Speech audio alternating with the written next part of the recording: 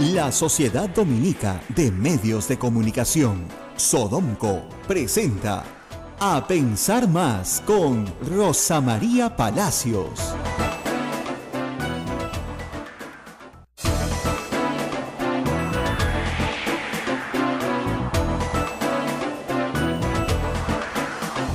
¿Qué tal, amigos? 8 en punto de la mañana. Llegamos al viernes 27 de octubre del año 2017. Rosa María, ¿cómo estás? Es viernes, es fin de mes. Yes. No, es una alegría llegar al fin de mes, ver cómo se acerca rápidamente la Navidad y todos los acontecimientos de fin de año terminan poniendo siempre como que más activos a los peruanos, ¿no? No sé si has visitado algunas tiendas y centros comerciales. Ya están sacando los adornos de Navidad.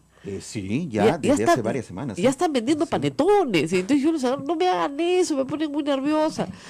Claro, porque uno ve las cosas y dice, uy, Dios, todo lo que tengo que hacer, ¿no? Entonces hay que pasar una Navidad sin estrés. Por ejemplo, yo ya compré todos los regalos en octubre. Claro, de verdad, ya está todo comprado. Casi, te di el 90%. Porque esas ofertas que llegan justo la quincena previa a la Navidad, en realidad no lo son tanto. Uno, ¿no? Y dos, tiempo, dinero, se te junta todo a fin de año. No, señora, hay que hacer las cosas planificadamente, ¿no es cierto? Como, por ejemplo, la visita del Papa. Todo se hace con mucha anticipación para que no termines como el censo, ¿no? Si no, su Navidad termina como el censo, pues, señora, ¿no? O sea, usted le está dando el pavo a su familia el 26, ¿no? Porque no lo ha terminado de cocinar. Entonces, las cosas toman tiempo, toman dedicación, toman mucho trabajo. Y ayer estuve conversando, y voy a contarles un poco de eso antes de pasar a otros temas, sobre la preocupación de algunas personas, algunas con legítimo interés, y tiene que ser así, y otras más bien con cierta mezquindad, sobre los gastos que el Estado peruano va a hacer para la visita del Papa. El Estado peruano, en un decreto supremo, ha publicado una cifra de 37 millones de soles. Así es. Y en el mismo decreto supremo establece algunos rubros de gasto. Entonces mucha gente cree que el Estado peruano le va a dar 37 millones de soles a la iglesia para que se los gaste. Habiendo tanta necesidad, tantas cosas en que gastar, cómo es posible, etc. Entonces me he estado informando y fíjense, primera anotación que es bien importante y que tal vez esto calme los ánimos de los más escépticos, ¿no? No se le ha entregado un centavo a la conferencia episcopal ni a ningún obispo en particular, ni se les va a entregar. Nada, ni un centavo. La conferencia episcopal está haciendo su propia colecta para cubrir un montón de gastos que no van a cubrir ciertamente estos 37 millones. Entonces, ¿quién va a gastar esos 37 millones? Si no los va a gastar la Iglesia Católica. Bueno, los gasta el Ministerio de Relaciones Exteriores, la Cancillería peruana. A ver, ¿por qué? Porque la visita de el Papa Francisco, para los católicos, es la visita de nuestro líder espiritual, ¿no es cierto? Pero para el Estado peruano es la visita de un jefe de Estado. Así es. Entonces, la visita de un jefe de Estado que además el Estado peruano, de acuerdo a sus propias prioridades, intereses, ¿no es cierto?, puede, establecer el interés de que el Estado peruano, por ejemplo, obtenga una mayor recordación de marca Perú en el mundo. ¿Ok? Entonces, tienes 4 días del jefe de la Iglesia Católica en el Perú. Entonces, ¿qué vas a hacer? Bueno, una transmisión impecable. Entonces hay que hacer la transmisión la va a hacer el Estado peruano a través de TV Perú. Así es. Entonces se hace una sola señal. Entonces para hacer eso tienes que tener toda la producción de los 4 días del Papa con transmisión incluida y con transmisión a satélite incluida porque haces transmisión internacional y la pones a disposición del mundo entero porque a ti lo que te interesa como país es que se vea el Perú. Es que se vea la selva, que se vea Trujillo, que se vea Lima, que se vea los lugares a donde va el Papa.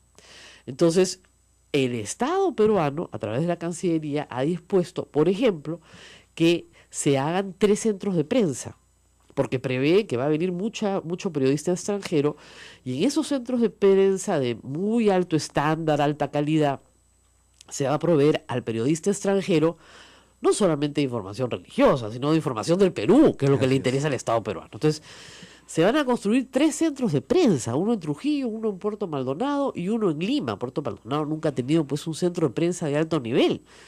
Nuestro querido César González, que está en Radio Madre Dios, no va a creer lo que, según me han dicho, va a ser la Cancillería. Entonces, 3 centros de prensa. Por ejemplo, pantallas gigantes para la transmisión, porque la idea es que no solamente las personas que están viendo ahí al Papa y los que están transmitiendo lo vean, sino que las pantallas gigantes reflejen, por supuesto, mucho mejor los eventos, los mega eventos. Ahora, esas pantallas gigantes, ¿se las lleva el Papa en su avión? No, pasan a ser todas de propiedad del Estado peruano y se quedan en TV Perú. Como todo lo que se compre para la transmisión, si se tienen que comprar cámaras nuevas, uniformes nuevos, lo que sea necesario, contratación de personal, etcétera. Entonces, hay un presupuesto que dicen que es la parte más grande de todo lo que es comunicaciones, ¿no? Que es toda la transmisión completa, 4 días en distintos puntos del Perú, con distintos equipos, satélite, flyaway, o sea, todo lo que tú necesitas para transmitir. Más la compra, como reitero, de las pantallas gigantes y su correcta utilización, el sonido, toda la parte del sonido que es importantísima. Todo eso corre a cargo de la Cancillería del Perú. ¿Por qué? Reitero, porque la Cancillería quiere que el Perú exhiba su imagen. O sea, el Papa puede venir y reunirse solo con nosotros, los peruanos, y estaríamos muy encantados los católicos de que así sea. Pero si el Estado peruano quiere que esto se transmita a nivel mundial, entonces tiene que hacer una pequeña inversión. Esa es la primera parte, grande además. La segunda parte es la seguridad del Papa. Como es un jefe de Estado, como ustedes comprenderán, lo último que el Perú quiere en sus relaciones exteriores es tener un problema con la seguridad de un jefe de Estado, ¿no es cierto? Entonces ahí es sí el Vaticano, seguridad del Vaticano pide ciertas cosas y también la propia seguridad del Perú. ¿Por qué? Porque, por ejemplo, manejar flujos de millones de personas es un trabajo que requiere muchísima protección policial. Entonces es la protección para nosotros mismos, la protección para el Papa.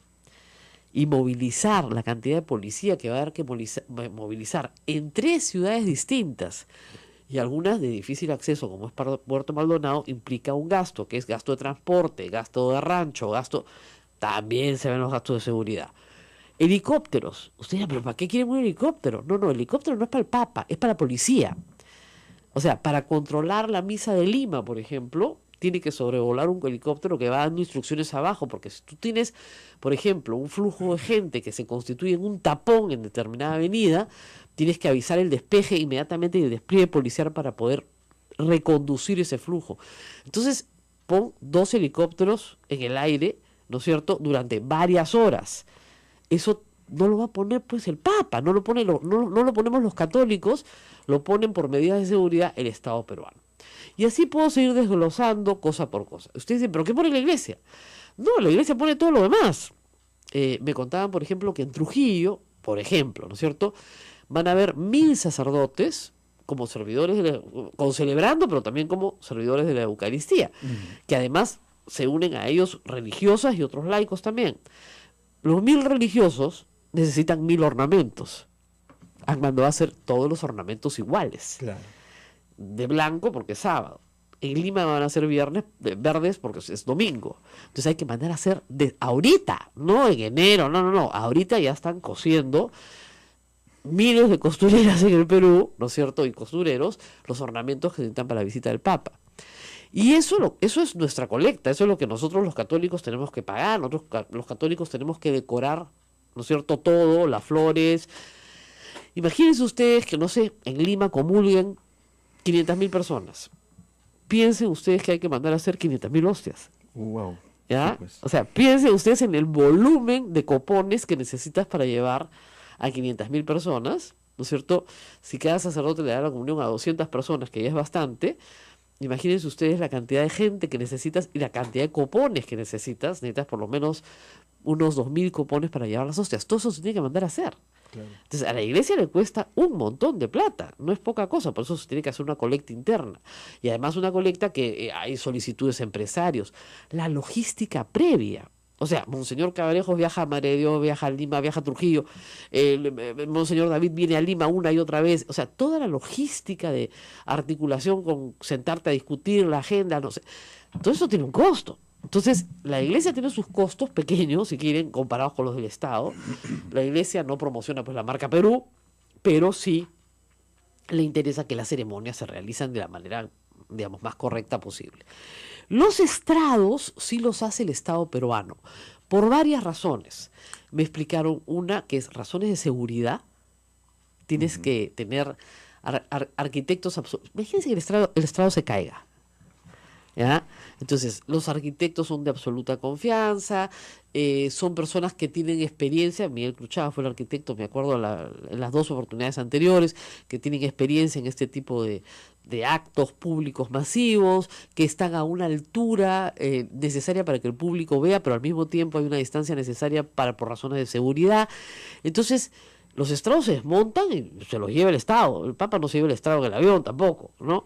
Entonces, las cosas que quedan algunas para la iglesia, para los obispos, digamos, y otras quedan efectivamente para el uso del Estado, que los puede volver a armar en otra parte. Lo de la iglesia queda de la propia inversión de la iglesia, Claro, de los feligreses. Claro. Hecho, Es bien fácil de explicar si tienes buena fe y no eres mezquino. Así es. ¿Ya? Ahora, ¿cuánto va a generar esto en ingresos al Perú? Se aproxima el número, la cuantificación a 90 millones de dólares. ¿Ah? ¿Por qué? Porque hay un turismo religioso. Sé que mis amigos ateos no me van a creer, pero hay gente que sí hace turismo religioso. Es decir, se viene de Brasil, se viene de Bolivia, se viene de Chile, del norte de Chile al Perú, sobre todo en la parte sur, porque el Papa acaba de estar en Colombia. Entonces, de Ecuador han ido a Colombia, ¿no es cierto? Y de Perú también. Pero es posible que bajar a Trujillo sí tenga una influencia, pero lo fuerte, donde se espera de lo fuerte es en Puerto Maldonado. Aparte del otro turismo que viene y se queda una semana, va a la visita del Papa y después se queda Machu Picchu, etcétera, porque si ya vino hasta el Perú, entonces, ¿no? Eso va a mover 90 millones de dólares más o menos en la economía peruana. Ese es el impacto que deja la visita de un Papa. Entonces, de nuevo, a Relaciones Exteriores le interesa captar esa promoción de la imagen del Perú y ese turismo, obviamente en coordinación con el Ministerio de Comercio Exterior, ¿no? Y de PROMPERÚ y de todas las agencias que trabajan para promocionar la imagen del Perú. Tú no puedes promocionar la imagen del Perú si hay un problema de seguridad. Fíjense ustedes lo que pasó en Colombia con el moretón del Papa. ¿Qué es lo que más se vio en el mundo entero? Que el Papa tuvo un moretón. Claro. ¿Ya? Entonces, no te puedes dar ese lujo porque, claro, no es grave, fue un accidente casi doméstico, pero ¿no? ya opaca otras cosas. Exactamente, entonces tienes que ser muy cauteloso con la seguridad por eso, porque tú quieres estar en los ojos del mundo. Y hay que ver qué bonita fue la transmisión de Colombia. Las imágenes eran nítidas, de super HD, alta resolución, porque estás transmitiendo al mundo entero. Y en el mundo entero quieren ver imágenes de alta resolución. Entonces tú tienes que tener todas tus cámaras de alta resolución. Es un trabajo técnico gigantesco. No he hablado todavía con Hugo Coya, no sé cómo va a hacer esto, porque es una cosa... Debe estar cabezón con este asunto. Pobrecito, debe estar cabezón, ¿no es cierto? Pero en realidad a lo que voy es que las cosas que el Perú quiere, digamos, priorizar como Estado son un beneficio de todos los peruanos. Ahora, ustedes dirán, bueno, pero ¿por qué con mis impuestos se va a pagar la seguridad del Papa? Y yo regreso al ejemplo que siempre pongo. Miren, yo no soy hincha del fútbol. ¿Ya? Me gusta el lejos, pero no soy hincha del fútbol. ¿Por qué con mis impuestos se pone seguridad policial para el clásico? Y el clásico es a cada rato. Además, no es que haya un solo clásico cada 5 años, ¿no? El Papa viene una vez, pues hace 35 años que no viene, ¿no? No, clásico hay a cada rato. Y hay que poner un contingente policial, que no es poco, hay que movilizarlo, etcétera, etcétera, ¿no? Y eso cuesta plata. Y otra cosa que sí me parece interesante, que creo que es un aporte del MIDIS, no estoy segura, pero me dicen que es un aporte de los programas de inclusión social, es que hay nativos de pueblos originarios en Puerto Maldonado que han pedido asistir, pero no tienen cómo asistir. Entonces, la iglesia se compromete a transportar a mucha gente, pero el Estado quiere poner también su cuota de solidaridad y aparentemente han ofrecido transportar a 2.000 nativos de comunidades muy, muy amazónicas, muy lejanas. Cuando digo muy lejanas, no es que si usted saca un mapa estén muy lejos, sino que el acceso a la carretera es 2 días de peque-peque. Y eso es gasolina. ¿Se dan cuenta? Eso tiene un costo que es prohibitivo para una persona, pero que sí quisiera ir a Puerto Maldonado a ver al Papa.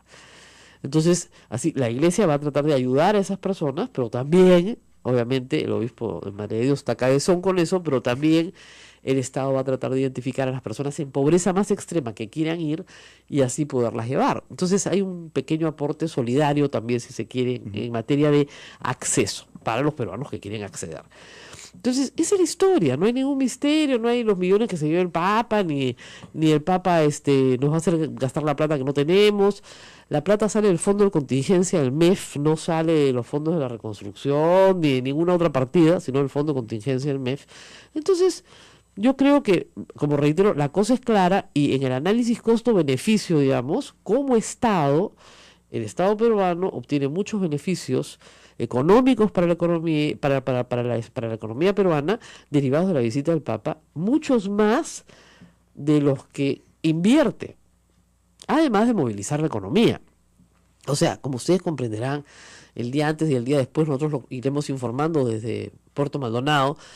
La economía de Puerto Maldonado va a sufrir un impacto impresionante. Y vamos que lo necesita, ¿no? Y vamos que lo necesita, ¿no? O sea, imagínate pasar de tener, no sé, 100.000 habitantes a pasar a tener pues 800.000 visitantes, ¿no? Esa gente tiene que dormir, tiene que comer, ¿no es cierto? Es un impacto enorme. Y además aprovecha para conocer probablemente un lugar que no conoce, que es interesante. Así que les voy a ir contando más de esta historia que me parece importante y que le había dicho a varios tuiteros que les iba a contar, porque me decían, usted nos dijo que la iglesia pagaba todo. La iglesia paga lo de la iglesia, o sea, todos los ornamentos, las casullas, las flores, las hostias, todo lo que usted reciba, ¿no es cierto? Lo pagamos nosotros. Y créanme que no se le cobra la entrada, es gratis, ¿ya? Hay que hacer colectas en las parroquias en todo el Perú para poder financiar la visita, ¿no? El Papa se aloja no en un hotel, se aloja en la Nunciatura, ¿no? Tiene un avión, ¿no es cierto? Ahora, a veces su comitiva se traslada en un avión comercial de adelantada, ¿no? Siempre hay una comitiva que va de adelantada para la organización, etcétera. Entonces, todos esos gastos, ¿no es cierto?, los asume la iglesia, ¿ya? Y todos los gastos logísticos de preparación. Se me están escapando algunos seguramente. Usted dirá, ¿y el papamóvil quién lo trae? Ese lo trae el Papa, no se preocupe, ¿ya? Va a estar acá en Dira Última para hablar de violencia de la mujer. Regresamos en un instante, no se muevan. Esto es A Pensar Más con Rosa María Palacios. No se vaya. Ay, mira. Sodomco, Sociedad Dominica de Medios de Comunicación.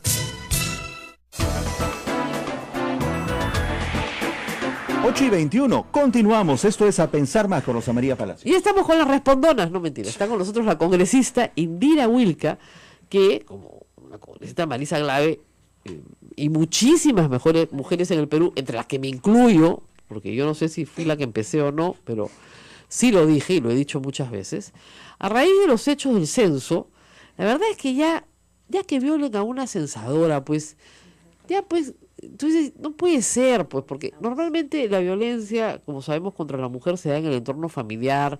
Normalmente no te viola un desconocido, te viola una persona de tu barrio, de tu familia, de tu casa, etcétera. Pero este sujeto era un completo desconocido. La señorita entra a censarlo, lo censa y la viola. Entonces ya pues sacamos este famoso hashtag. Para los que no saben qué es un hashtag, una forma de repetir una frase en Twitter de Perú, país de violadores. Obviamente, solo alguien que tiene una poquísima cultura general, no de educación básica, puede entender que estamos diciendo que todos los hombres del Perú son violadores. Eso se llama una lectura literal. Eso se hace normalmente entre los 7, 8 años, cuando acabas de aprender a leer. Entonces, mi mamá me mima, ¿no es cierto? Sí, pues se entiende, mi mamá, ¿qué será mima, señorita? Que te quiere, que te engríe, ya, ¿no? Se entiende plano, ¿no es cierto? 4 manzanas tiene María, plano, ¿no es cierto? Pero hay otras formas de expresarse que incluyen el humor, el sarcasmo, la generalización al absurdo o la reducción al absurdo. Que ese es el punto. Exactamente, que lo que tratan es de movilizar una reacción en el receptor para que se indigne, por ejemplo, que este es el caso. Es una reducción al absurdo para decir, oye, ¿qué está pasando acá?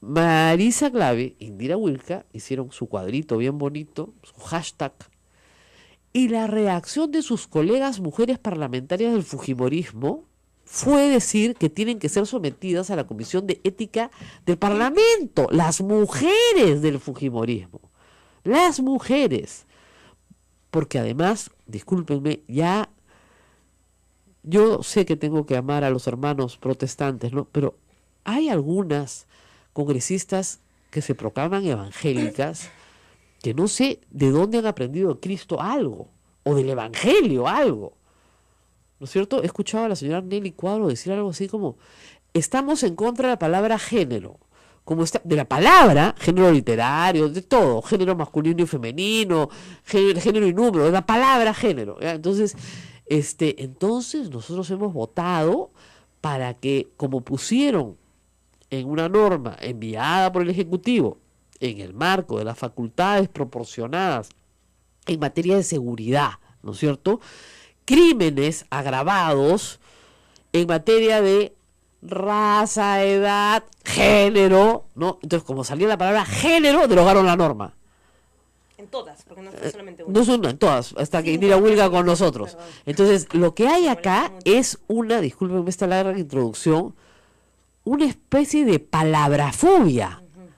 Palabrafobia, porque no hay otra explicación de, lamentablemente, personas formadas en la religión que leen literalmente la Biblia. Literalmente leen el Antiguo Testamento siendo evangélicos, deberían de leer todo lo nuevo, pero en fin, literalmente levítico. Entonces, su participación de las lecturas de la palabra sagrada son literales, cuando todos sabemos que no son literales. Entonces, desde esa experiencia, le dicen Perú, país de violadores, como leen literal, están diciendo todos son violadores. No saben leer no literal y son congresistas y tienen que formular leyes, por el amor de Dios. Y tú no sabes la cantidad de cosas que cuando tú interpretas la ley, la puedes interpretar literalmente, pero es la forma más primitiva de interpretar una ley. La tienes que interpretar de manera sistemática, analógica. Hay 20 formas de interpretar una ley. Bueno, no deben saber. Entonces, Indira Wilca está aquí conmigo después de esta larga introducción. Bueno, me imagino que se debe haber quedado primero muy sorprendida de esta congresista que se llama Tamara, no es Tamar, y de la congresista Marisa García, que dice, sí, hay que mandarlas a ética, justamente la ex presidenta de la Comisión de la Mujer, pero más sorprendida de que el presidente de la Comisión de Ética dijo, sí, efectivamente, las vamos a llamar y las vamos a hacer proceso por decir Perú, país de violadores. Bueno, yo pensé que ya no podía sorprenderme más, pero efectivamente siempre hay algo con lo que uno puede sorprenderse y aprender, pero sí, ¿no? O sea, lo preocupante en todo caso de esto es qué tipo de capacidad, ¿no es cierto?, de reflexión tenemos en relación a los problemas públicos. Creo que ese es el problema de fondo. Más allá si es una palabra, una frase. El tema de fondo sigue siendo, ¿no es cierto?, esta situación terrible, ¿no es cierto?, que vivimos las mujeres en el país, que viven incluso de manera más trágica quienes son víctimas de situaciones tremendas de abuso como la violación sexual. ¿Y cuál es la respuesta que tienen frente a esa situación las autoridades? Y entonces el problema acá y lo más trágico es que quienes terminan siendo parte de estos debates o pseudo debates son autoridades. Son congresistas de la República, por el pueblo. Son gente que tiene y tendría el potencial enorme de poder hacer mucho más que simplemente comentar una frase en favor de las mujeres. Muy preocupada. Si tú dices Perú, país de campeones, ningún problema. Hoy día hay una caricatura muy buena de Carlín que dice Perú, país de chef. Bueno, yo no soy chef, sí, pero somos un país de chef. Perú, país de grandes cocineros. Caramba, por supuesto, me siento identificado. País, Perú. Y la respuesta de muchos hombres es, fíjense, si la prostitución fuera un problema tan extendido como es la violación, no me molestaría en nada, porque justamente pondríamos de manifiesto la situación grave de la explotación sexual. La prostitución no es ilegal en ese país, digamos, o sea, mientras se ve en el marco de la... Pero digamos, podríamos decir Perú, país de trata de mujeres. Y yo no tendría a nadie se le ocurrió, menos mal, pero claro, la respuesta siempre es intentar agraviar nuevamente a las mujeres, ¿no es cierto?, que lo dicen. Pero digamos, más que nada, podría ser manifiesto un problema grave de política social y podríamos tratar de vencerlo. El punto no es que tú seas un violador, papito lindo, porque de repente no lo eres y seguramente no lo eres. El punto es que este año, para que lo tengan más o menos clarito, a octubre, o sea, ni siquiera terminado el añito, ya tenemos 17.000 mujeres que han denunciado. Agosto, me parece la cifra de la fiscalía es agosto. O sea, más de 17.000 mujeres, ojo, que han denunciado. Porque ustedes saben que por cada mujer que denuncia es posible que hayan 10 que no denuncien. ¿Por qué no denuncian? Porque saben que no van a sacar nada. No, por supuesto. No, porque está legitimado totalmente, no solamente a nivel de la sociedad, sino a través del propio Estado, ¿no es cierto? Que un crimen de esta naturaleza, un delito de esta naturaleza, no tiene una sanción drástica. No. Entonces, esto es parte de lo que además refleja esta frase finalmente. Más allá de, como tú dices, efectivamente, hay quienes se sienten agredidos, tocados personalmente, lo que es una característica de nuestra sociedad, o sea, y acá nos incluimos a las todos. dos, a Marisa Gladys, vayan a la comisión de ética y los empapelan con cifras, a ver si no se les cae la cara de vergüenza. Ese es el tema, porque luego de las críticas que se han dado, por lo menos en redes sociales, nadie ha tocado el tema de fondo. Claro. Y se han preocupado por esta forma, nada más. No, solo por la forma. Nadie lo menciona. Claro, y lo preocupante nuevamente es que muchos de los que han, digamos, puesto esta discusión sobre la frase, sobre el hashtag, son personas, son muchos varones, la verdad, pero son personas que olvidan que, digamos, estos casos ocurren y que sobre estos casos, cuando pasan, no hay ninguna reacción airada como la que ellos realizan. O sea, ¿dónde está la reacción airada, no es cierto?, cuando ocurren estos casos terribles como el de la niña violentada por su padrastro, por la bebé de 2 meses, y cuando además uno constata que, como digo, no hay una respuesta firme a esto por parte del Estado. ¿Dónde estaban los congresistas, por ejemplo, cuando se votó esta ley para quitar beneficios penitenciarios? Muchos de ellos votaron en contra por una palabra. Por la palabra género. Por una palabra en el título, además. En el Ni título, siquiera ni siquiera en en el el cuerpo texto. del contenido, porque era una modificación penal. 16 no tenía nada que ver. congresistas fujimoristas, pero también de otras bancadas, pero que son evangélicos, al estar la palabra género, ¡Satanás! Entonces, votaron en contra de la norma y tuvieron que volverla a votar, ¿no es cierto? Y finalmente se aprobó. Se aprobó en 2 votaciones y discúlpame que yo cuente un poco la historia de esto. Claro, ¿qué pasó? Un decreto legislativo de los que sacó el gobierno este año, yo creo que tuvo un error de forma, no creo que haya sido un error de fondo, y colocó justamente los delitos de agresión hacia mujeres y de violación sexual en la categoría de los delitos que tienen beneficios penitenciarios. Un error, en fin, que se quiso corregir en la Comisión de Constitución y bueno, se dijo, bueno, acá no se puede corregir, presenten un proyecto de ley para modificarlo. Yo estaba alarmada porque, como tú sabes, Rosa María, los decretos legislativos entran en vigencia, automáticamente son publicados. Es decir, esto ya estaba vigente. Yo dije, bueno, si queremos corregir esto realmente y si la idea del proyecto de ley va a funcionar, bueno, comprométanse ustedes a aprobarlo, porque ustedes tienen la mayoría y hagámoslo rápido. Se presentó el proyecto de ley, en un día lo firmaron todos los congresistas de diferentes bancadas y tenía que pasar al pleno inmediatamente. Pasó el pleno, efectivamente, en primera votación se aprobó. ¿Y sabes cuánto demoró la segunda votación? 3 meses. 3 meses he tenido que perseguir en ese momento, y no me dejará mentir, a la presidenta del Congreso en ese momento para decirle, oye, agenda la segunda votación porque eso está vigente. O sea, cualquiera de los que recibe una sentencia por violación en este periodo va a poder acogerse a esto. O sea, cambiamos esta situación. Y bueno, digamos, se daban vueltas y vueltas y yo no comprendía que, claro, tenía que ver con este asunto. Después salió en el pleno, digamos, la razón, pero era vergonzoso que por una palabra en el título, yo creo que hay un nivel de fanatismo ya tan grande con este asunto. Digamos, lamentablemente, hay que decirlo, los evangélicos que llegan al Congreso no son representativos del Concilio Evangélico. Hay que aclarar eso siempre. Hay que aclarar esto siempre, porque yo tengo a mis amigos del Concilio Evangélico, no son lo mismo, por si acaso, entonces hay que tenerlo bien en claro. Son gente muchísimo más radicalizada y con un proyecto político, más que religioso, o si quieren teocrático, donde mezclan la religión con la política. Entonces, y que mezclan obviamente un uso de recursos privados espectacular. Ya quisiera la Iglesia Católica tener la posibilidad de comprarse el estadio de la Alianza o de la Mauta, ¿no es cierto? Nosotros somos más pobres, ¿no? Lo que pasa es que ya tenemos más cosas, no necesitamos nada. Pero en realidad es esta interpretación literal de las palabras y de las frases la que hace que sea imposible entenderse.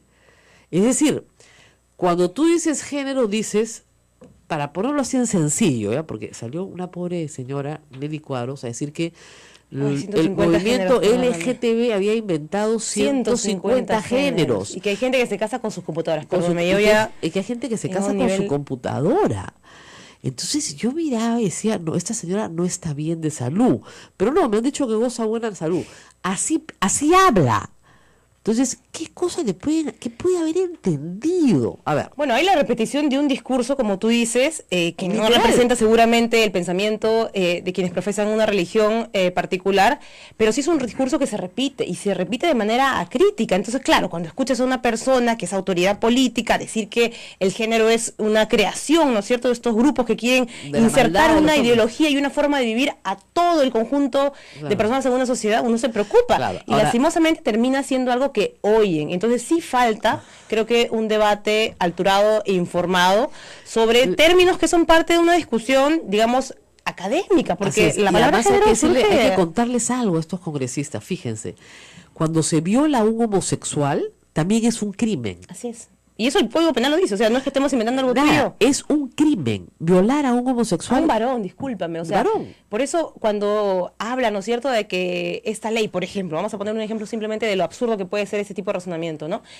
Si es para combatir, dice, la violencia de las mujeres, y era para quitar beneficios penitenciarios a los violadores, tiene que decir solamente mujer. ¿Por qué van a poner otra palabra? Yo digo, ¿y acaso a los varones No se no los violan. abusan sexualmente? A los niños, a los menores, no estamos viendo La tasas pedofilia, altísimas. altísima Pero de hasta pedofilia. en la escuela, en las familias, en fin. Entonces, ¿por qué esa exclusión antojadiza, ¿no es cierto?, de que este tipo de A delitos ver, solamente fíjate, se cometen y no hacia las solamente mujeres, eso, terrible. sino que hay una comunidad que es la más vulnerable de toda, que disculpen, mis señores congresistas, son seres humanos, de repente ustedes no los consideran Muchos así, no los consideran seres humanos. ¿ya? Eso es lo que es la población transexual.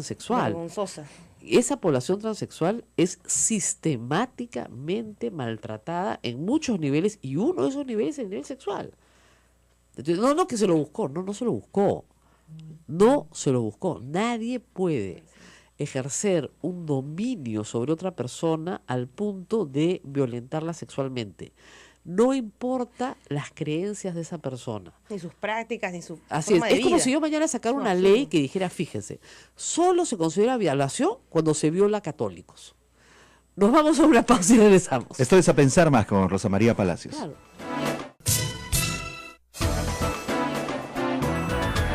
8 de la mañana, 38 minutos. Hay algunos comentarios, Rosa María e Indira, aquí No, pero en espérate, Facebook Live. este, Dime. este es muy bueno. ¿Ah? A ver, cuéntalo. Yo tengo 2 computadoras. ¿Eso Oh. me convierte en bígamo? Pobre congresista, es que ya te da pena, porque de Impensable. verdad, te da pena, porque no, o sea, no puedes decir esas barbaridades. Ahora, ¿no? más allá del riesgo, como te comentaba hace un rato, De que sea ha sido presidenta. anunciada probablemente como nueva presidenta de la Comisión de la Mujer. Entonces, No. nuevamente, no es un asunto de personas ni de nombres, es un asunto de qué manera enfocamos el trabajo parlamentario, ¿no es cierto?, en ciertos temas que son delicados e importantes, ¿no es cierto? El Ah, tema de la violencia contra las mujeres, el tema del empoderamiento de las mujeres desde el trabajo legislativo, por ejemplo, ¿cómo está? O sea, ¿qué esperamos de eso? Pésimo. Pésimo, y el balance es pobrísimo. Yo también lo he dicho ya en otras entrevistas, tenemos más que una ley aprobada, y fue justamente esta, Claro. un poco por la presión que No, hubo. además, de por ejemplo, corregir un mucha error gente, cuando yo terrible. salí, dije, fíjese, la violación de la mujer adulta en el Perú es de 6 a 8 años. ¿Pero qué? ¿Quién tiene que cambiar eso? El Congreso, pues, el Código Penal cambia eso. ¿Y por qué no hacen nada? Porque se han agravado, o sea, lo que tú tienes que hacer realmente con el Código Penal es sentarte y ordenarlo. Porque tú no le puedes dar por el mismo delito a una persona Claro, no es cadena que cadena perpetua perpetua, todo, no. y a la otra 6 años. Así es. Tampoco le puedes dar cadena perpetua a todos, ¿ya? Pero lo más grave en violación es la parte procesal, no es la parte sustantiva. Ya, porque ya, por último, que el desgraciado se vaya 8 años por violarte, ya, muy bien. Pero son 8 y 8, no es Ocho, que yo salgo y... Eso, y por otro lado, es lo primero, el testimonio de la víctima no tiene una valoración, no tiene pues volar, porque no hay testigos, lo explicaba Ronald Gamarra ayer, no hay testigos, entonces lo único que tienes es el cuerpo de la víctima, que es la prueba, ¿no es cierto?, y el testimonio de la víctima. Si la víctima va a su casa, se baña, se arrepiente, llora, etcétera, se acabó la prueba, pues no hay semen, no hay heridas, no hay nada. Y 2, si ella da su testimonio, no le creen. Ese es el problema central. Miren lo que pasó con la chica Álvarez, de Canal 2. Terrible. Hasta que ella no saca la grabación de este señor diciendo Lorena, llámame, que él decía, no, yo nunca la he llamado, yo no tengo nada que ver con ella me era infiel, ¿no es cierto? Le destruyó el discurso, obviamente porque ahí tenías la prueba, la típica del violador, que después llama a rogarte que lo recibas de regreso, ¿ya? Pero si no hubiera tenido eso en sus manos, no tenía nada. Si la censadora no sale corriendo y pide auxilio en la calle, ahí mismo, en flagrancia, y además el sujeto dice, pero si no ha gritado, yo no lo he violado. Total, es que esa es la misma mentalidad además que tienen los operadores de justicia. Pero Eso gritaste, ese es el problema. entonces No es solamente fatal. eso, les preguntan a las menores de edad, Es fatal. pero tú has tenido relaciones sexuales antes. Ay, no, claro, porque si no ya hay un antecedente. O sea, Claro, la tú has cantidad tenido de relaciones casos- sexuales. Bueno, sí. Ah, no puede ser algo raro, ¿no? Entonces, la parte procesal Ahora, es Rosa el María, problema. esa es parte de esa cultura de violación, digamos, más allá, como digo nuevamente, de entre este debate absurdo de si a la gente le indigna o no indigna el hashtag. Lo cierto es que vivimos en una cultura de la violación sexual en el país. O sea, que hasta los años 90 haya sido legal, por ejemplo, eximir de la pena a un violador casándose Con la víctima. Yo Los estuve años así. 90. Ahora yo estaba Claro. revisando justamente las actas de la discusión de ese debate y había parlamentarios en los años 90, en el año 96, 97, diciendo que el matrimonio le restituía a la víctima, ¿no es cierto? El honor. El honor, con lo cual, ¿no es cierto? Se podía seguir manteniendo esta figura que venía pues de No, y no solamente siglos. eso, que era lo grave. ¿Qué era lo que Pero pasaba? ¿cómo? Perdón, solamente Te con obligaban esa a idea casarte. no va a ser lógico que todo el Estado, toda la lógica, además de los funcionarios públicos en el Estado, mantenga, ¿no es cierto?, esta idea de que, bueno, lo que se perdona es, digamos, el pecado, pero no el escándalo. Entonces, mejor si te callas, mejor si no dices nada, averigüemos si realmente tú tienes un antecedente, ¿no es cierto?, No, y además previo. hay la idea de que ese es un delito que no te deje heridas. Ay, mamita, ya no tienes los moretones, si ya te curaste, ya te lavaste, ya te curaste, ya pasó. Ya pasó. Sigue adelante con tu vida, olvídate de este sujeto, Así es. ¿no? Entonces, ¿qué es lo que pasa con ese discurso? Que la víctima al final sabe que ese sujeto va a ser absuelto. El doctor César San Martín, cuando era presidente de la Corte Suprema, reveló que el nivel de absoluciones de violación era 90%. O sea, imagínate absolución, o sea, ya te fuiste a juicio, ya te hicieron el examen médico legista, te atreviste a denunciar. Y a continuar todo el proceso que es exactamente. caro en nuestro país, que toma ¿Llegaste tiempo. hasta el final? O sea, se absuelve al violador. 90%. El 90% de casos denunciados, solo el 10% tiene sentencia. Vaya que sí, estímulos para denunciar, ¿ah? Pero De verdad que eso Y discúlpame, podría ser pensar de que estímulo hay para nada. cometer la agresión Claro, y saber pues, que no te va a esto, pasar nada. Se está incentivando de alguna Saber manera, que no te va a pasar no, nada. Entonces, eso es lo que pasa en el Perú. Todos estos tipos saben que no les va a pasar nada, porque además el que viola no es que debuta pues con la violación. Este señor, Claro, hay una conducta ya. claro, pues. Y entonces ese es el momento del país en el que estamos, después de años de impunidad, de habernos acostumbrado a validar ese tipo de conductas. Hoy nos encontramos con que gracias pues a las redes sociales, a las comunicaciones, es más fácil enterarse de estos casos. Pero no es que, digamos, de la noche a la mañana mágicamente nos hayamos convertido en un país como este, con cifras alarmantes y con todo un Estado, Eso es lo que digamos, pasa. No, y la otra cosa es armado que para en los últimos 10 ser años ha cómplice. habido mucha campaña, y eso es bueno, por parte del Estado, para que las mujeres denuncien. Por lo menos que dejen constancia en la comisaría. ¿Por qué?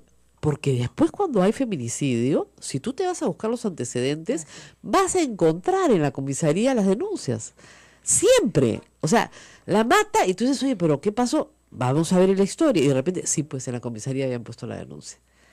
O sea, hay una clara conducta, y eso desde el punto de vista probatorio del asesinato es muy bueno porque hay una clara conducta reiterada de abuso que termina en el asesinato. Y el problema, señoras y señores, es que la violación puede terminar posteriormente en un asesinato. O sea, una violación no denunciada y sistemática, porque además ustedes considerarán que hay niñas en el Perú que son violadas sistemáticamente, ¿no es cierto? Pueden terminar en la muerte de la niña. Porque la violación de menores de edad normalmente es un abuso prolongado de muchos años, sistemático. Entonces, ahí arrancan estas mismas Perdón, ahí lo personas. importante es, creo que cuando tú haces esa conexión con la violación como forma, digamos, sistemática de abuso, es para que quede bien claro el mensaje de que los violadores no son entonces loquitos enfermos marcianos, ¿no es cierto? No son que hay enfermos. que mandar al paredón. No son inimputables. No, es gente que tiene esta práctica de control sobre las mujeres permanente, que no tiene ningún tipo de restricción, que nadie le señala, que no hay ningún tipo de autoridad o ente que pueda ejercer algún tipo de sanción sobre él, y entonces lo comete como de manera normal.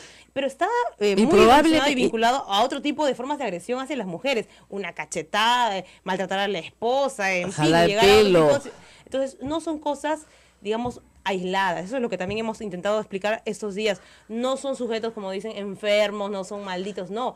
Es gente que puede ser aparentemente muy decente. Miren, padre de familia, trabajadores, en fin. Hay un libro de Hannah Arendt, que los recomiendo, una filósofa judía que sobrevive al Holocausto, que se llama La banalidad del mal. Ella tiene que ir a cubrir el juicio de Heinrich en Israel. Heinrich era un famoso digamos, nazi, el carnicero de Auschwitz, creo que era. Y lo que ella hace es un texto que incluso a los judíos los molesta muchísimo, porque ella dice lo mismo. Este tipo, todos sus perfiles psiquiátricos, sale como una persona absolutamente normal, puede distinguir el bien del mal sin ningún problema. No era psicópata. Exactamente, es perfectamente normal. Una persona insertada en la Pero sociedad. ¿qué pasó? Que esta persona, que reitera todo el tiempo que solo cumplió con sus órdenes, decidió que la diferencia entre el mal y el bien ya no la podía percibir. Ya no puede percibirla. O sea, no tiene discriminación moral para entender que lo que está haciendo el mal, porque el mal se banaliza. La vida se banaliza, el cuerpo se banaliza, la muerte se banaliza. Entonces, lo que tenemos en el Perú es gente que tiene la lógica de la banalización del mal. El mal no existe. Bueno es lo que es bueno para mí, malo es lo que, no sé qué será malo. Para mí no es malo. Violar a una mujer no es malo, violar a un niño no es malo. Ahora, si te voy a plantear una pregunta. Esta gente fanática, evangélica, es la misma que se indigna y dice, pena de muerte a los violadores de niños, cuando saben perfectamente que la pena de muerte en el Perú no se puede restituir. Entonces, cuando una persona como Indira Ulca explica la pena de muerte, yo soy abolicionista desde que estaba en la universidad, pero que la pena de muerte no se puede imponer por un montón de razones, ahí está pues, ahí está la roja terruca, que quiere la caviar, ¿no? La roja, la de la católica. ¿Ya? Bueno, vamos a la pausa y regresamos con ese tema. ¿Por qué no puede haber pena de muerte? Así es, creo que explicar perfectamente por qué es una falacia esto de la pena de muerte. Exactamente. Acá me dicen, yo tengo laptop de última generación. ¿Eso me hace pedófilo? Vamos a la pausa y volvemos. 8:51, algunas reacciones. Saludos para la congresista Indira Wilca. También Alejo González nos dice, los evangélicos fujimoristas parece que jamás han abierto un diccionario. Paola Mendoza dice, lamentable, se están combinando las cosas o dos cosas en la composición del Parlamento, machismo y religión. Son algunas de las reacciones que hay aquí en Facebook Live. Gracias a todos por sus comunicaciones. Aquí me dice, ayer la doctora maestra explicó que el violador es sociópata, es decir, disfruta del dolor ajeno, pero no es psicópata. Es decir, hay una gran diferencia. Para el Código Penal, una persona que tiene una grave alteración de la conciencia es inimputable. Estas personas no tienen una grave alteración de la conciencia, porque pueden distinguir el bien del mal. Saben perfectamente que lo que están haciendo está mal. Y al saberlo, aunque no tengan empatía con su víctima, porque efectivamente le importa un pepino el dolor de la víctima, le importa todo, igual son culpables. Igual van a ir a la cárcel o deberían ir a la cárcel. Así que como dicen en el argot popular, no te me hagas el loco, porque igual vas a ir. Así es. Así es. Me preguntan si la pena es la misma si el violador contagia SIDA a la víctima. No, es agravante. Hay un artículo especial sobre eso en el Código Penal, ¿no? Entonces, sí es agravante. Estábamos hablando, ¿ya de qué estábamos hablando? De tantas cosas que Bueno, nos de esta indignan. idea que ha surgido como respuesta justamente a la situación, esta idea tan mentada de la pena de muerte. La pena digamos. de muerte para los violadores. Yo no creo en el populismo penal y creo que quienes son abogados saben justamente el riesgo de este tipo de discursos tan facilistas, ¿no? Bueno, tenemos un problema estructural, sistemático, endémico, pena de muerte. No se trata de eso. Efectivamente, las penas en el país aumentaron. Ojalá que se pueda hacer una evaluación un poco más integral de cómo es el Código Penal para que, por ejemplo, el tipo penal base, que es este que ha indignado a muchos, ¿no es cierto?, de 6 a 8 años, efectivamente puede aumentar, pero puede aumentar, digamos, de manera proporcional, de manera lógica. Pero en relación a la pena de muerte, sí hay que decir que donde se aplica no ha resuelto el problema. O sea, la primera cosa es mirar dónde hay experiencias en las que ya esto efectivamente existe y si ha servido para resolver el problema o solamente para calmar nuestra conciencia. Porque claro, uno siente una gran indignación cuando ve casos como el de la bebé de 2 meses y uno dice, bueno, daría ganas de hacer la justicia con las propias manos, pero acá en el ese no Perú es el ya punto. lo tuvimos. El monstruo de Armendáriz Fue, claro, fusilado, así porque es. se puede ser fusilado. ¿Y qué pasó con él? En teoría, en el habla popular, por la violación de un niño, que resultó que en el mismo proceso se le excluye porque jamás violaron al niño en la pericia. Y no solamente eso, sino que el proceso está plagado de errores, se ha reivindicado. Era un hombre pobre, era negro y además era, sí, ladronzuelo. Y él lo reconoce en el juicio. Y seguramente un tema mediático. No, Totalmente. para poder Era una casa de brujas, un para poco más. poder tapar un tema que Odría Así tenía es. de una revolución interna, con Zenón Noriega y toda esa historia. Los alumnos de la Católica montaron muy bien la obra, y profesores también. De todos los puntos de vista. Ya, entonces, el tema aquí es, ¿qué pasa con la pena de muerte? ¿Saben qué pasa? Que cuando te equivocas, no lo puedes arreglar. Así es. Y lamentablemente, ¿ustedes creen que nuestro Poder Judicial no se equivoca? Este Poder Judicial se equivoca más o menos todos los días. Entonces, tú no le puedes dar el arma de la pena de muerte, que es irreversible, a personas que se van a equivocar.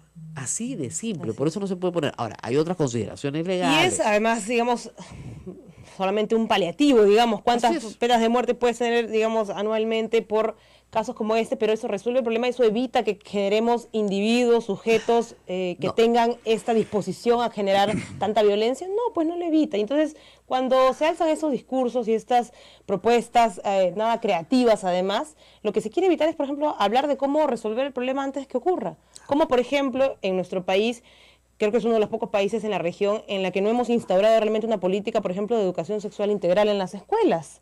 O sea, dando información científica, validada, información oportuna para que los jóvenes, los niños empiecen a formarse y no tengan, creo, este conjunto de ideas pésimamente, además, Ahora, formuladas y además, sobre su propia vida sexual. Así es, y hay un tema ahí que la gente no entiende. Trabajar educación sexual con niños, y sobre todo con niñas, es básicamente trabajar en autoestima. Así es. No Empezar es a valorarse, en primer claro, lugar. estas personas que leen todo literalmente, les van a enseñar a tener sexo. No, es fatal. No, les vamos a enseñar a apreciarse a sí mismas de tal manera que no acepten una relación completamente tóxica. Lamentablemente, mujeres muy jóvenes que están ahorita en el colegio, no nos están escuchando probablemente, aceptan relaciones que son tóxicas, que les hacen daño. Y luego, cuando ya están demasiado involucradas y vienen daños mucho peores, entonces no pueden escapar. Y del otro lado también, varones, jóvenes, adolescentes que creen que el cuerpo de la mujer es un objeto, ¿no es cierto?, que pueden poseer. Entonces, Porque así les han enseñado, pues. porque así además la sociedad con un conjunto de prejuicios les ha ido formando, ni siquiera es una educación, digamos, Pero mira lo que sistemática y pasó- ordenada. Mira lo que pasó en Radio Oxígeno, o sea, Digamos, los claro, locutores gente- no tenían mala fe, son gente educada, Sí, son sí. gente... Y se lanzaron unos chistecitos. Fatales, que estuvieran en su... ¿Por ¿no? qué? Porque, de Con un nuevo, grupo de amigos ahí, cuando tú bromeas... porque y la crees que es normal. violación está normalizada. Así es, exactamente. Porque esto de decir, la violinizaron, ese tipo de palabras están normalizadas en la jerga popular, Así es. porque se presume, de nuevo, lo que tú dices, que la mujer puede ser explotada sexualmente sin ningún problema. Primero, porque no se tiene sanción. Y segundo, porque ¿quién te va a creer? Normalmente el violador dice, ¿quién te Y va a porque creer? además, Rosa María, es normal, pues parte del rol del hombre, ¿no es cierto?, hacer mofa de ese tipo de cosas, porque eso te hace más hombre. Entonces, por eso es tan importante una educación, digamos, con lineamientos de educación sexual integral, una educación en valores, por supuesto. Mucha gente reclama en abstracto, ¿no es cierto?, faltan valores. Sí, faltan valores, discutamos qué valores son. Yo creo que uno de los valores fundamentales que tiene que impartir la educación pública es justamente la igualdad, el respeto entre hombres y mujeres. Claro. Y parte de eso incluye dar información pertinente, información objetiva, no lo que yo creo que es, no ocultando además debates que son necesarios también dar en su momento, ¿no es cierto? Estos grupos que no quieren que se hable, ¿no es cierto?, de sexualidad en las escuelas, incluso entre adolescentes que ya pues están teniendo una vida sexual activa, Además, es expresión, disculpa, discúlpame, de un fundamentalismo terrible y eso hay que combatirlo. Además hay una cosa que tal vez padres y maestros y lamentablemente estos grupos radicales no entienden, es que sus hijos tienen internet. Así es. Todo lo que no Entonces, les expliques tú, lo van a buscar por su cuenta y vaya a saber qué información van a encontrar. Exactamente, y van a encontrar muchísimas páginas web de pornografía, donde van a aprender de sexo a través de la pornografía y de la peor pornografía. Entonces, en vez de esperar a que eso suceda, mejor es sentarte y hacer una explicación, porque ese es tu deber, y hacer una explicación respetuosa del otro, que eso es lo más importante. Eso es lo más importante. Y fíjense, el otro día me pasaron un video muy bonito italiano, donde los niños no golpean a las niñas. No, si no son provocados, ¿no? Claro. Entonces les preguntan, ¿y por qué no le pegas? Porque es una niña. Tiene que pegarle. ¿Por qué le voy a pegar? Es una niña. No puedo pegarle. Eso lamentablemente en la vida adulta, estos eran niños de 6, 7, 8 años, en la vida adulta lamentablemente se va transformando en otra cosa. Ahora, también es cierto que el victimario necesita una reeducación, cosa que el Estado no presta. Prestó en algún momento, pero no presta.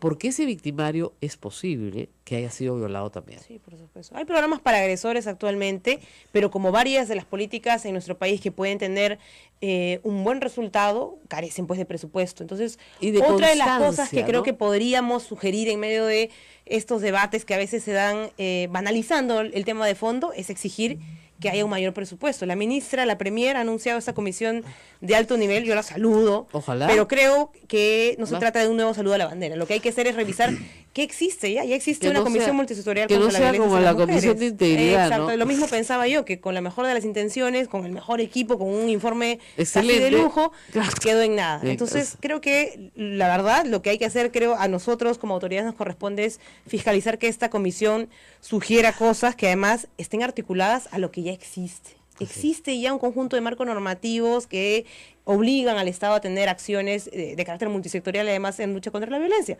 Pero varias de estas instancias no tienen presupuesto, no tienen capacidad pues de generar políticas que se cumplan. Entonces sí hay que hacerle un seguimiento a eso. Ahora vamos a discutir el presupuesto, Rosa María, a fin de mes, en noviembre. ¿Qué presupuesto va a tener la lucha contra la violencia? Se está pidiendo que haya un programa por resultados. Bueno, nos tenemos que ir despidiendo porque viene la misa del Señor de la Justicia, pero les informo que el Parlamento de Cataluña acaba de declarar su independencia y el jefe de Estado, Mariano Rajoy, y jefe de gobierno, perdón, no jefe de Estado es el rey, jefe de gobierno acaba de señalar que le pide tranquilidad a los españoles porque van a restaurar el Estado de Derecho en Cataluña. La independencia de Cataluña es un acto para el Estado español de desconocimiento de la Constitución, absolutamente ilegal y fuera de cualquier parámetro constitucional. Por lo tanto, se va a utilizar el artículo 155 de la Constitución que establece que el Estado español puede intervenir Cataluña, deponer a sus autoridades y convocar a nuevas elecciones. Ahora, ¿cómo hacer? ¿Qué podría suceder si hay, digamos, aprobación popular en este tema, ¿no? En Cataluña. Probablemente una invasión militar. Lamentablemente. Ojalá que las cosas porque finalmente el Estado. ¿Guerra civil? No, pero ojalá que no, pero el Estado tiene el monopolio de la fuerza. Con el nivel de violencia que hubo durante este referéndum, claro, digamos. Entonces, ese es el problema. Nos vamos, yo sé, no sé, la misa del Señor de Justicia es importantísima el viernes. Nos despedimos, nos vemos el lunes cuento más. Gracias, congresista. Me voy a casar con mi computadora. Adiós. Hasta aquí, A Pensar Más con Rosa María Palacios. Este programa fue producido por la Sociedad Dominica de Medios de Comunicación, Sodomco. No he hablado todavía con Hugo Coya, no sé cómo va a hacer esto, porque es una cosa... Debe estar cabezón con este asunto. Pobrecito, debe estar cabezón, ¿no es cierto? Pero en realidad a lo que voy es que las cosas que el Perú quiere, digamos, priorizar como Estado son un beneficio de todos los peruanos. Ahora, ustedes dirán, bueno, pero ¿por qué con mis impuestos se va a pagar la seguridad del Papa? Y yo regreso al ejemplo que siempre pongo. Miren, yo no soy hincha del fútbol. ¿Ya? Me gusta el lejos, pero no soy hincha del fútbol. ¿Por qué con mis impuestos se pone seguridad policial para el clásico? Y el clásico es a cada rato, además no es que haya un solo clásico cada 5 años, ¿no? El Papa viene una vez, pues hace 35 años que no viene, ¿no? No, clásico hay a cada rato. Y hay que poner un contingente policial que no es poco, hay que movilizarlo, etcétera, etcétera, ¿no? Y eso cuesta plata. Y otra cosa que sí me parece interesante, que creo que es un aporte del MIDIS, no estoy segura, pero me dicen que es un aporte de los programas de inclusión social, es que hay nativos de pueblos originarios en Puerto Maldonado que han pedido asistir, pero no tienen cómo asistir. Entonces, la iglesia se compromete a transportar a mucha gente, pero el Estado quiere poner también su cuota de solidaridad y aparentemente han ofrecido transportar a 2.000 nativos de comunidades muy, muy amazónicas, muy lejanas. Cuando digo muy lejanas, no es que si usted saca un mapa estén muy lejos, sino que el acceso a la carretera es 2 días de peque-peque. Y eso es gasolina. ¿Se dan cuenta? Eso tiene un costo que es prohibitivo para una persona, pero que sí quisiera ir a Puerto Maldonado a ver al Papa. Entonces, así, la iglesia va a tratar de ayudar a esas personas, pero también, obviamente, el obispo de Madre de Dios está cabezón con eso, pero también el Estado va a tratar de identificar a las personas en pobreza más extrema que quieran ir y así poderlas llevar. Entonces hay un pequeño aporte solidario también, si se quiere, en materia de acceso para los peruanos que quieren acceder. Entonces, esa es la historia, no hay ningún misterio, no hay los millones que se lleva el Papa, ni el Papa nos va a hacer gastar la plata que no tenemos. La plata sale del fondo de contingencia del MEF, no sale de los fondos de la reconstrucción, ni de ninguna otra partida, sino del fondo de contingencia del MEF. Entonces, yo creo que, como reitero, la cosa es clara y en el análisis costo-beneficio, digamos, como Estado, el Estado peruano obtiene muchos beneficios económicos para la economía, para la economía peruana, derivados de la visita del Papa, muchos más de los que invierte, además de movilizar la economía. O sea, como ustedes comprenderán, el día antes y el día después nosotros lo iremos informando desde Puerto Maldonado. La economía de Puerto Maldonado va a sufrir un impacto impresionante. Y vamos que lo necesita, ¿no? Y vamos que lo necesita, ¿no? O sea, imagínate pasar de tener, no sé, 100.000 habitantes a pasar a tener pues 800.000 visitantes, ¿no? Esa gente tiene que dormir, tiene que comer, ¿no es cierto? Es un impacto enorme. Y además aprovecha para conocer probablemente un lugar que no conoce, que es interesante. Así que les voy a ir contando más de esta historia que me parece importante y que le había dicho a varios tuiteros que les iba a contar, porque me decían, usted nos dijo que la iglesia pagaba todo. La iglesia paga lo de la iglesia, o sea, todos los ornamentos, las casullas, las flores, las hostias, todo lo que usted reciba, ¿no es cierto? Lo pagamos nosotros. Y créanme que no se le cobra la entrada, es gratis, ¿ya? Hay que hacer colectas en las parroquias en todo el Perú para poder financiar la visita, ¿no? El Papa se aloja no en un hotel, se aloja en la Nunciatura, ¿no? Tiene un avión, ¿no es cierto? Ahora, a veces su comitiva se traslada en un avión comercial de adelantada, ¿no? Siempre hay una comitiva que va de adelantada para la organización, etcétera. Entonces, todos esos gastos, ¿no es cierto?, los asume la iglesia, ¿ya? Y todos los gastos logísticos de preparación. Se me están escapando algunos seguramente. Usted dirá, ¿y el papamóvil quién lo trae? Ese lo trae el Papa, no se preocupe, ¿ya? Va a estar acá Indira Últega para hablar de violencia de la mujer.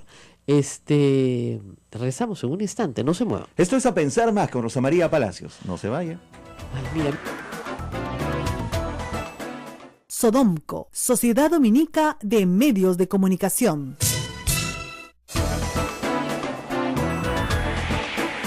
Ocho y 21, continuamos. Esto es A Pensar Más con Rosa María Palacios. Y estamos con las respondonas, no mentira. Está con nosotros la congresista Indira Wilca, que, como la congresista Marisa Glave y muchísimas mejores mujeres en el Perú, entre las que me incluyo, porque yo no sé si fui la que empecé o no, pero sí lo dije y lo he dicho muchas veces, a raíz de los hechos del censo, la verdad es que ya que violen a una censadora, pues, entonces no puede ser, pues, porque normalmente la violencia, como sabemos, contra la mujer se da en el entorno familiar. Normalmente no te viola un desconocido, te viola una persona de tu barrio, de tu familia, de tu casa, etcétera. Pero este sujeto era un completo desconocido. La señorita entra a censarlo, lo censa y la viola. Entonces ya pues sacamos este famoso hashtag para los que no saben qué es un hashtag, una forma de repetir una frase en Twitter de Perú, país de violadores. Obviamente, solo alguien que tiene una poquísima cultura general, no digo educación básica, puede entender que estamos diciendo que todos los hombres del Perú son violadores. Eso se llama una lectura literal. Eso se hace normalmente entre los 7, 8 años, cuando acabas de aprender a leer. Entonces, mi mamá me mima, ¿no es cierto? Sí, pues se entiende, mi mamá, ¿qué será mima, señorita? Que te quiere, que te engríe, ya, ¿no? Se entiende plano, ¿no es cierto? 4 manzanas tiene María, plano, ¿no es cierto? Pero hay otras formas de expresarse que incluyen el humor, el sarcasmo, la generalización al absurdo o la reducción al absurdo. Que ese es el punto. Exactamente, que lo que tratan es de movilizar una reacción en el receptor para que se indigne. Por ejemplo, ¿no es cierto? Cuando ocurren estos casos terribles como el de la niña violentada por su padrastro, por la bebé de 2 meses, y cuando además uno constata que, como digo, no hay una respuesta firme a esto por parte del Estado. ¿Dónde estaban los congresistas, por ejemplo, cuando se votó esta ley para quitar beneficios penitenciarios? Muchos de ellos votaron en contra por una palabra. Por la palabra género. Por una palabra en el título, además. Ni siquiera en el cuerpo del contenido, porque era una modificación penal. 16 congresistas fujimoristas, pero también de otras bancadas, pero que son evangélicos, al estar la palabra género, ¡Satanás! Entonces, votaron en contra de la norma y tuvieron que volverla a votar, ¿no es cierto? Y finalmente se aprobó. Se aprobó en 2 votaciones y discúlpame que yo cuente un poco la historia de esto. Claro, ¿qué pasó? Un decreto legislativo de los que sacó el gobierno este año, yo creo que tuvo un error de forma, no creo que haya sido un error de fondo, y colocó justamente los delitos de agresión hacia mujeres y de violación sexual en la categoría de los delitos que tienen beneficios penitenciarios. Un error, en fin, que se quiso corregir en la Comisión de Constitución y bueno, se dijo, acá no se puede corregir, presenten un proyecto de ley para modificarlo. Yo estaba alarmada porque, como tú sabes, Rosa María, los decretos legislativos entran en vigencia, automáticamente son publicados. Es decir, esto ya estaba vigente. Yo dije, si queremos corregir esto realmente y si la idea del proyecto de ley va a funcionar, comprométanse ustedes a aprobarlo, porque ustedes tienen la mayoría y hagámoslo rápido. Se presentó el proyecto de ley, en un día lo firmaron todos los congresistas de diferentes bancadas y tenía que pasar al pleno inmediatamente. Pasó el pleno efectivamente en primera votación, se aprobó. ¿Y sabes cuánto demoró la segunda votación? 3 meses. 3 meses he tenido que perseguir en ese momento, y no me dejará mentir, a la presidenta del Congreso en ese momento para decirle, oye, agenda la segunda votación porque eso está vigente. Cualquiera de los que recibe una sentencia por violación en este periodo va a poder acogerse a esto. Cambiemos esta situación. Y se daban vueltas y vueltas y yo no comprendía que, claro, tenía que ver con este asunto. Después salió en el pleno, la razón, pero era vergonzoso que por una palabra en el título, yo creo que hay un nivel de fanatismo ya tan grande con este asunto. Lamentablemente, hay que decirlo, los evangélicos que llegan al Congreso no son representativos del Concilio Evangélico. Hay que aclarar eso siempre. Hay que aclarar esto siempre, porque yo tengo a mis amigos del Concilio Evangélico, no son lo mismo, por si acaso, entonces hay que tenerlo bien en claro. Son gente muchísimo más radicalizada y con un proyecto político, más que religioso, o si quieren teocrático, donde mezclan la religión con la política. Entonces, y que mezclan obviamente un uso de recursos privados espectacular. Ya quisiera la Iglesia Católica tener la posibilidad de comprarse el estadio de la Alianza o de la Mauta, ¿no es cierto? Nosotros somos más pobres, ¿no? Lo que pasa es que ya tenemos más cosas, no necesitamos nada. Pero en realidad es esta interpretación literal de las palabras y de las frases la que hace que sea imposible entenderse. Es decir, cuando tú dices género, dices, para ponerlo así en sencillo, ¿ya? Porque salió una pobre señora, Nelly Cuadros, a decir que el movimiento LGTB había inventado 150 géneros. Y que hay gente que se casa con sus computadoras. Y que hay gente que se casa con su computadora. Entonces yo miraba y decía, no, esta señora no está bien de salud. Pero no, me han dicho que goza buena salud. Así habla. Entonces, ¿qué cosa qué puede haber entendido? A ver. Bueno, hay la repetición de un discurso, como tú dices, que no Literal. representa seguramente el pensamiento de quienes profesan una religión particular, pero sí es un discurso que se repite, y se repite de manera acrítica. Entonces, claro, cuando escuchas a una persona que es autoridad política decir que el género es una creación, ¿no es cierto?, de estos grupos que quieren De la insertar maldad de los una hombres. ideología y una forma de vivir a todo el conjunto de Claro. personas en una sociedad, uno se preocupa. Claro. Y Ahora- lastimosamente termina siendo algo que oyen. Entonces sí falta, creo que, un debate alturado e informado sobre términos que son parte de una discusión, digamos, académica, Así porque es. la Y palabra además hay género que, hay surge... que contarles algo a estos congresistas, fíjense. Cuando se viola a un homosexual, también es un crimen. Así es. Y eso el Código Penal lo dice, o sea, no es que estemos inventando algo Nada, tuyo. es un crimen. Violar a un A homosexual. un varón, discúlpame, o sea, Varón. por eso cuando hablan, ¿no es cierto?, de que esta ley, por ejemplo, vamos a poner un ejemplo simplemente de lo absurdo que puede ser ese tipo de razonamiento, ¿no? Si es para combatir, dice la violencia de las mujeres y era para quitar beneficios penitenciarios a los violadores, tiene que decir solamente mujer. ¿Por qué van a poner otra palabra? Yo digo, ¿y acaso a los varones No se no los violan. abusan sexualmente? A los niños, a los menores, no estamos viendo Una tasas pedofilia altísimas. altísima Pero de hasta pedofilia. en la escuela, en las familias, en fin. Entonces, ¿por qué esa exclusión antojadiza, ¿no es cierto?, de que este tipo de A delitos ver, solamente fíjate, se y cometen no hacia las solamente mujeres? eso, Terrible. sino que hay una comunidad que es la más vulnerable de toda, que disculpen, mis señores congresistas, son seres humanos, de repente ustedes no los consideran Muchos así, no los consideran seres humanos. Eso, ¿ya? eso es lo que es la población transexual. vergonzosa. Esa población transexual es sistemáticamente maltratada en muchos niveles, y uno de esos niveles es el nivel sexual. Entonces, no que se lo buscó, no se lo buscó. No se lo buscó. Nadie puede ejercer un dominio sobre otra persona al punto de violentarla sexualmente. No importa las creencias de esa persona. Ni sus prácticas, ni su Así es. forma de Es como vida. si yo mañana sacara Es un una absurdo. ley que dijera, fíjense, solo se considera violación cuando se viola a católicos. Nos vamos a una pausa y regresamos. Esto es A Pensar Más con Rosa María Palacios. Claro.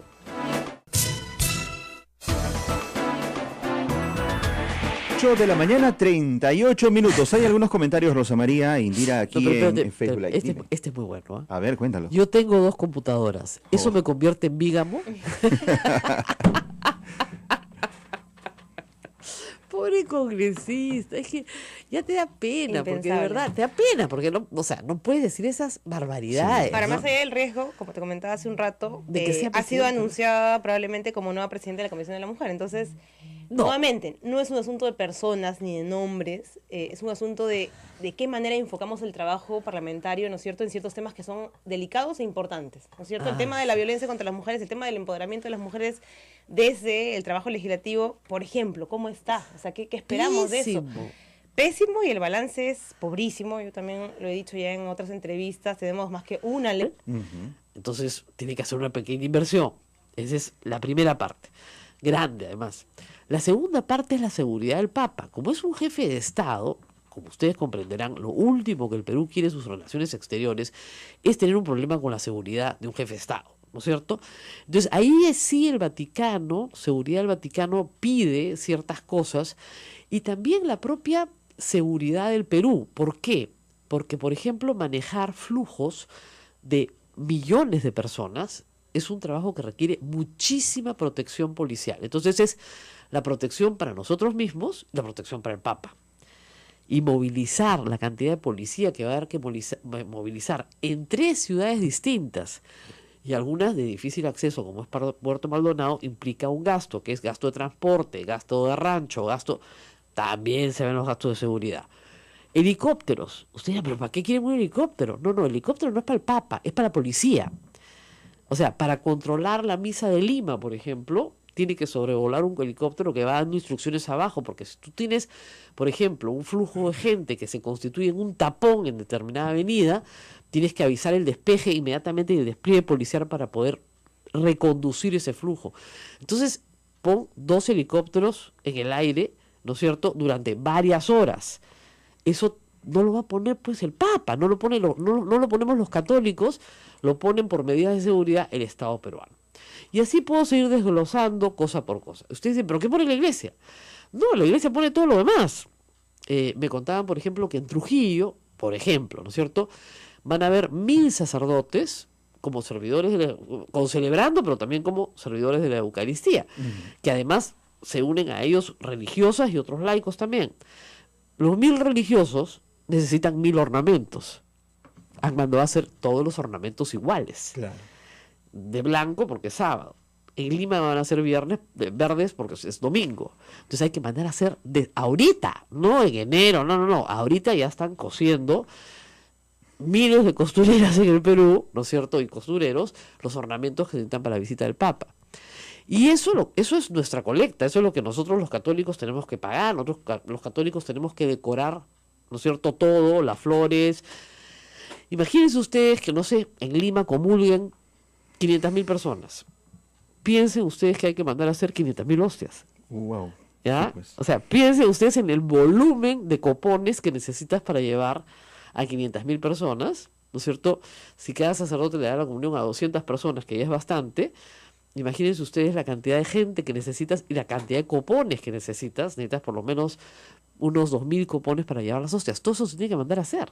Claro. Entonces, a la iglesia le cuesta un montón de plata, no es poca cosa, por eso se tiene que hacer una colecta interna. Y además una colecta que hay solicitudes a empresarios. La logística previa. O sea, Monseñor Cabrejos viaja a Madre de Dios, viaja a Lima, viaja a Trujillo, Monseñor David viene a Lima una y otra vez. O sea, toda la logística de articulación con sentarte a discutir la agenda, no sé. Todo eso tiene un costo. Entonces, la iglesia tiene sus costos pequeños, si quieren, comparados con los del Estado. La iglesia no promociona pues la marca Perú, pero sí le interesa que las ceremonias se realicen de la manera, digamos, más correcta posible. Los estrados sí los hace el Estado peruano, por varias razones. Me explicaron una, que es razones de seguridad. Tienes que tener arquitectos absolutos. Imagínense que el estrado se caiga. ¿Ya?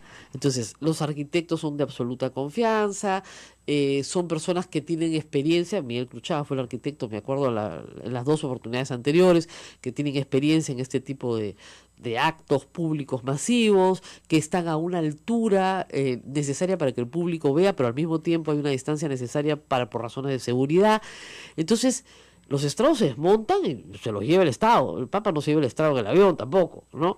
Entonces, las cosas que quedan algunas para la iglesia, para los obispos, digamos, y otras quedan efectivamente para el uso del Estado, que los puede volver a armar en otra parte. Lo de la iglesia queda de la propia inversión de la iglesia, Claro, de los feligreses. Claro. Bien. Es bien fácil de explicar si tienes buena fe y no eres mezquino. Así es. ¿Ya? Ahora, ¿cuánto va a generar esto en ingresos al Perú? Se aproxima el número, la cuantificación a $90 millones de dólares. ¿Ah? ¿Por qué? Porque hay un turismo religioso. Sé que mis amigos ateos no me van a creer, pero hay gente que sí hace turismo religioso. Es decir, se viene de Brasil, se viene de Bolivia, se viene de Chile, del norte de Chile al Perú, sobre todo en la parte sur, porque el Papa acaba de estar en Colombia. Entonces, de Ecuador han ido a Colombia, ¿no es cierto? Y de Perú también. Pero es posible que bajar a Trujillo sí tenga una influencia, pero lo fuerte, donde se espera de lo fuerte es en Puerto Maldonado. Aparte del otro turismo que viene y se queda una semana, va a la visita del Papa y después se queda Machu Picchu, etcétera, porque si ya vino hasta el Perú, entonces, ¿no? Eso va a mover $90 millones más o menos en la economía peruana. Ese es el impacto que deja la visita de un Papa. Entonces, de nuevo, a Relaciones Exteriores le interesa captar esa promoción de la imagen del Perú y ese turismo, obviamente en coordinación con el Ministerio de Comercio Exterior, ¿no? Y de PROMPERÚ y de todas las agencias que trabajan para promocionar la imagen del Perú. Tú no puedes promocionar la imagen del Perú si hay un problema de seguridad. Fíjense ustedes lo que pasó en Colombia con el moretón del Papa. ¿Qué es lo que más se vio en el mundo entero? Que el Papa tuvo un moretón. Claro. ¿Ya? Entonces, no te puedes dar ese lujo porque, claro, no es grave, fue un accidente casi doméstico, pero ¿no? ya opaca otras cosas. Exactamente, entonces tienes que ser muy cauteloso con la seguridad por eso, porque tú quieres estar en los ojos del mundo. Y hay que ver qué bonita fue la transmisión de Colombia. Las imágenes eran nítidas, de super HD, alta resolución, porque estás transmitiendo al mundo entero. Y en el mundo entero quieren ver imágenes de alta resolución. Entonces tú tienes que tener todas tus cámaras de alta resolución. Es un trabajo técnico gigantesco. La Sociedad Dominica de Medios de Comunicación, Sodomco, presenta A Pensar Más con Rosa María Palacios.